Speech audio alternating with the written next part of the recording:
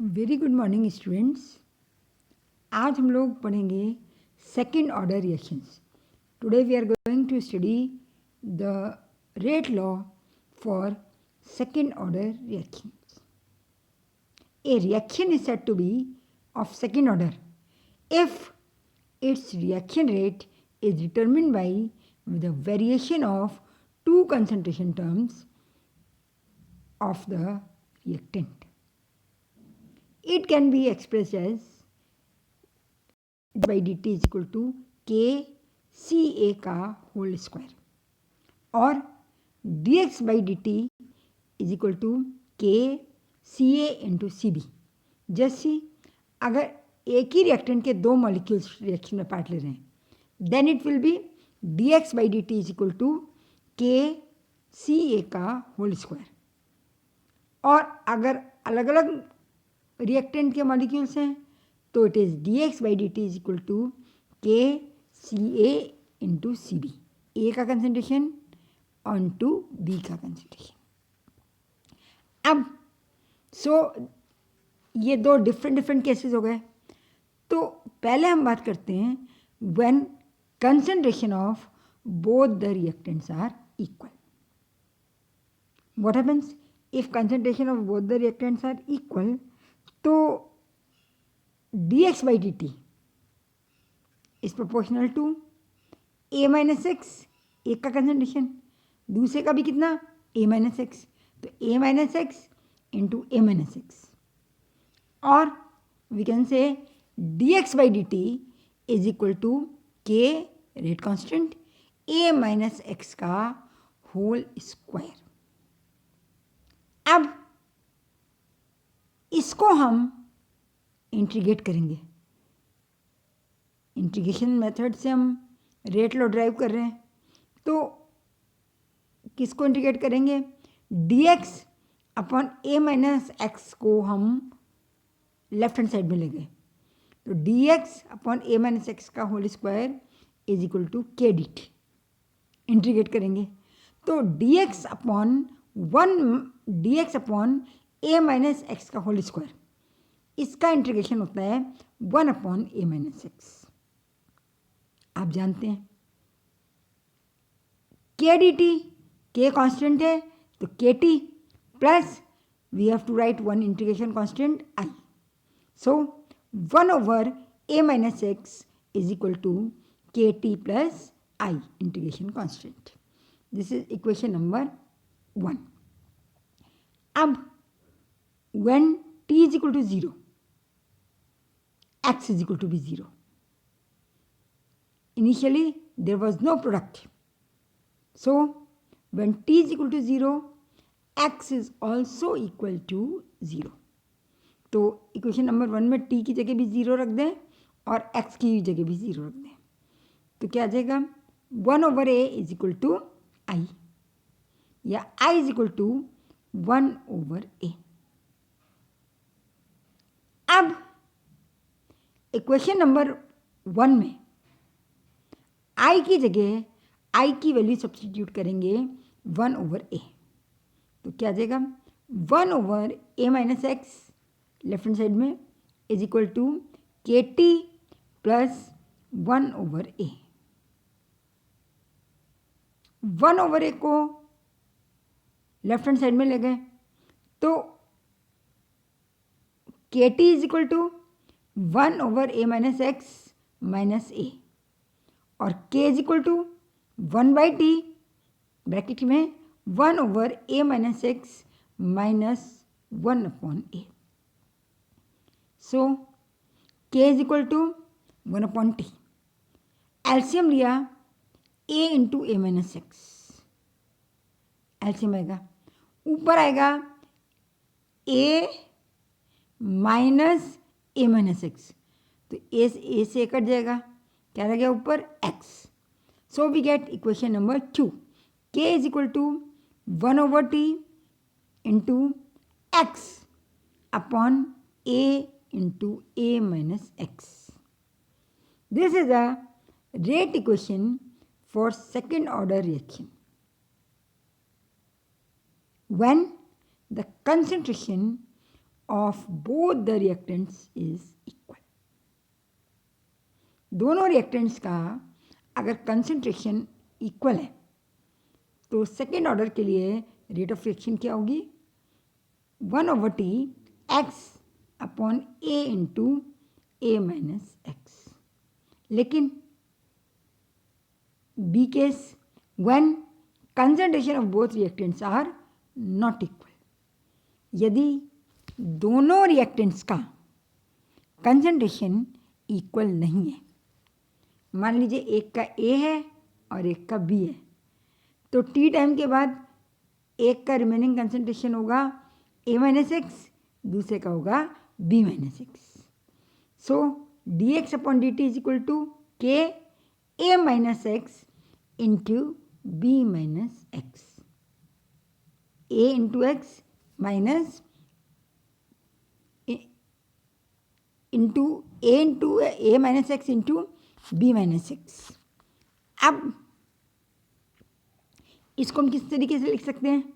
इसको हम लिख सकते हैं dx is equal to A minus x B minus x is equal to k dt। अब हम इसको दो पार्शियल फ्रैक्शन में स्प्लिट करेंगे। इस इक्वेशन को दो पार्शियल फ्रैक्शंस में हम स्प्लिट करेंगे, स्प्लिटिंग इनटू पार्शियल फ्रैक्शन। तो ये हमारे पास आ जाएगा 1/A माइनस बी, हमने बाहर निकाल लिया। अब बचा dx upon B minus x minus dx upon A minus x is equal to k dt। 1/A minus b common है और अंदर है dx के साथ एक बार B माइनस एक्स और माइनस dx के साथ A माइनस एक्स। अब इस इक्वेशन का इंटीग्रेशन करेंगे तो 1/A माइनस बी, मैंने आपको बताया था dx upon B minus x, इसका इंटीग्रेशन होगा minus log to the base e B minus x. जैसे dx upon A minus x का अपन ने किया था minus log to the base e A minus x, तो यहाँ क्या हो जाएगा minus log to the base e B minus x, और यहाँ हो जाएगा minus log to the base e A minus x. एक माइनस यहाँ ऑलरेडी है तो minus minus plus is equal to KT plus I integration constant. अब if t is equal to 0 then x is equal to 0.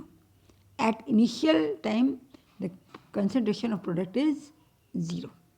तो अब I की value निकालेंगे, x की वैल्यू 0 रख दी हमने, तो क्या हो गया 1/A minus b log to the base e A upon b, b minus में इसलिए b नीचे आ गया, log m minus log n is equal to log m upon n। उस फॉर्मूले से I is equal to 1/A minus b log to the base e A upon b. अब I की ये वैल्यू इक्वेशन नंबर 1 में substitute करने पर, substituting the value of I in equation number 1, तो equation number 1/A minus b log to the base e A minus x upon B minus x log m minus log n is equal to KT plus I की जगह रखा 1/A minus b log to the base e A upon b. इसको solve करेंगे तो K is equal to 1/T into A minus b log to the base e B a minus x upon a b minus x. Nothing is complicated. इसको आप solve कर लेंगे, then you will get k is equal to 1 upon t a minus b log to the base e b a minus x upon a b minus x. Equation number 2. अब ये log to the base e है यानी exponential है, तो इसको log to the base 10 में convert करने के लिए we have to multiply by 2.303. So k is equal to 2.303 upon t to a minus b log, now it is log to the base 10, b a minus x upon a b minus x. This is equation number 3. This is a rate equation for second order reactions if the concentration of both the reactants are different. Now, what are the characteristics of second order reaction? There is one concentration term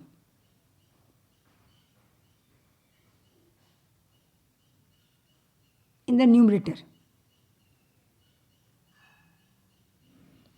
and two concentration terms in the denominator. So what happened?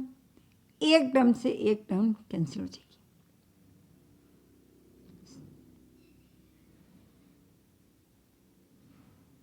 Denominator में to concentration terms हैं. See x is the concentration term और denominator में a1 और a minus x. तो 1 upon concentration term is left. Hence, the value of K will change with the change in unit of concentration. The numerical value of K will change with the change in the units in which the concentration is expressed. अब the unit of K is given by time inverse, concentration inverse.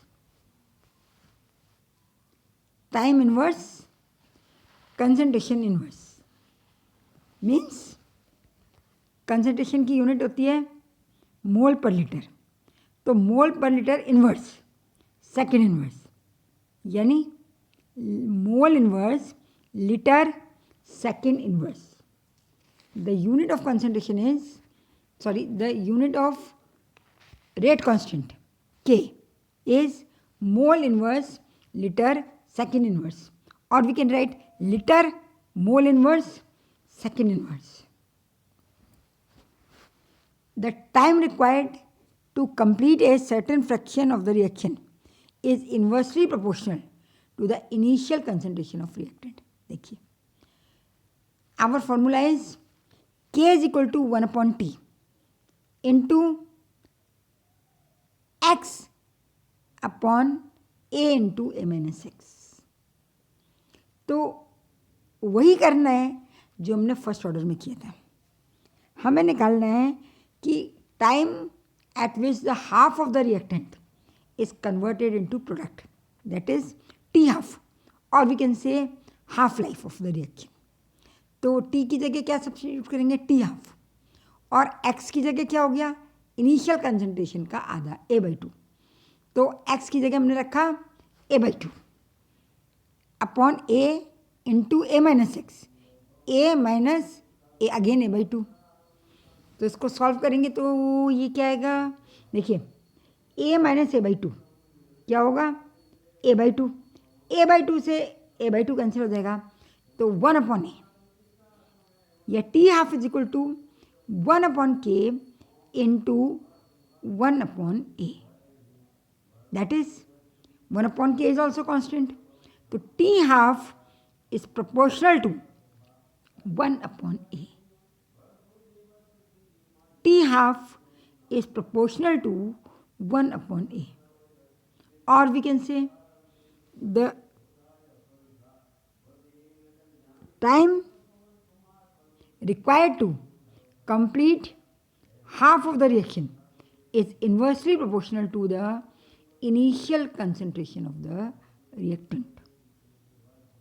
First order kinetics में हमने देखा था कि it is independent of the initial concentration, but यहाँ the time required to complete a certain fraction, may be T½ may be T3/4, is inversely proportional to the initial concentration of the reactant. इसलिए the value of K also changes with the unit of concentration. When one of the reactant is present in large excess, then let us see what happened. एक reactant अगर बहुत अधिक quantity में है तो K is equal to 1/T A-B log B, ये log to the base E होगा, B A-X अपॉन A B-X. If A is very very larger than B, तो हम A के कंपेरिजन में B को नेग्लेक्ट कर सकते हैं, नेग्लिजिबल मान सकते हैं.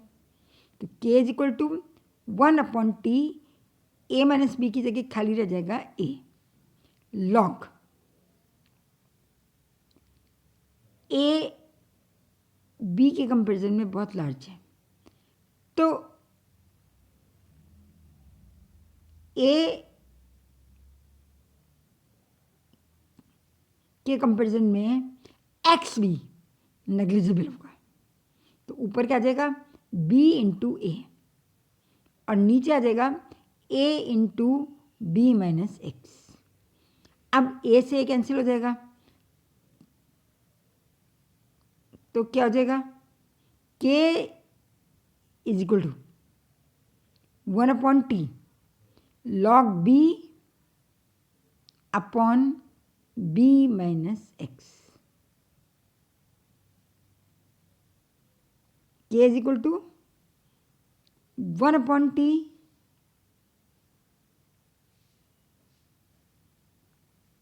log B upon B-X. या K into A is also initial concentration constant, तो इसकी जगह हम क्या लिख सकते हैं K dash is equal to 1/T log B upon B-X. So this becomes the first order rate equation. If one of the reactant is in large excess, then the second order rate expression becomes first order rate expression. Example, saponification. Ethyl acetate react with NaOH to form sodium acetate, that is soap, plus C2H5 is the example of second order kinetics.